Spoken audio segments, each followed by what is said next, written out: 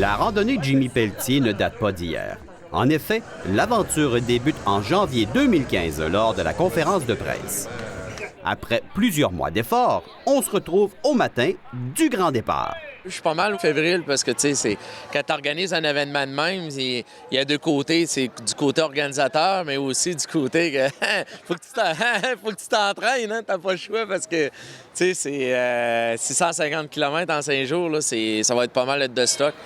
Et qui dit Jimmy Pelletier dit plusieurs personnalités venant l'appuyer. Moi, je suis subjugué, je suis impressionné par Jimmy. C'est un homme de cœur. Puis, tu sais, quand il m'a parlé de ça, je me disais, si on a 20 cyclistes, ça va être beau. Non, Clément, on va en avoir 50. On est effectivement 50 à l'accompagner. Dominique a accepté de venir faire un tour. Il est rassembleur, Jimmy, autour de lui. C'est un homme de cœur. Le cyclisme, c'est sûr que c'est un sport que je pratique depuis bien des années. J'ai rencontré Jimmy, écoute, il y a une couple de semaines. On se connaissait pas beaucoup, puis je pense que ça a vraiment cliqué. Donc, quand il m'a parlé de cette aventure-là, c'est sûr que j'avais déjà dit oui, puis j'avais déjà embarqué dans cette aventure-là. Et cette aventure implique plusieurs éléments essentiels à la réussite. La participation des bénévoles et des responsables de l'organisation impressionne. Les instructions données aux participants sur le déroulement des journées ainsi que les consignes de sécurité sont essentielles. L'implication des municipalités prouve le sérieux ainsi que la crédibilité de la randonnée. Et bien sûr, il faut se préparer à d'éventuelles blessures, mais on est prêt. Bien qu'exigeante, cette randonnée procure un grand sentiment du devoir accompli. Les kilomètres s'accumulent, mais la volonté, le désir de repousser ses limites et surtout l'ambiance dégagée au fil des journées prend le dessus sur la fatigue. Voilà l'essence même de la réussite de la randonnée Jimmy Pelletier.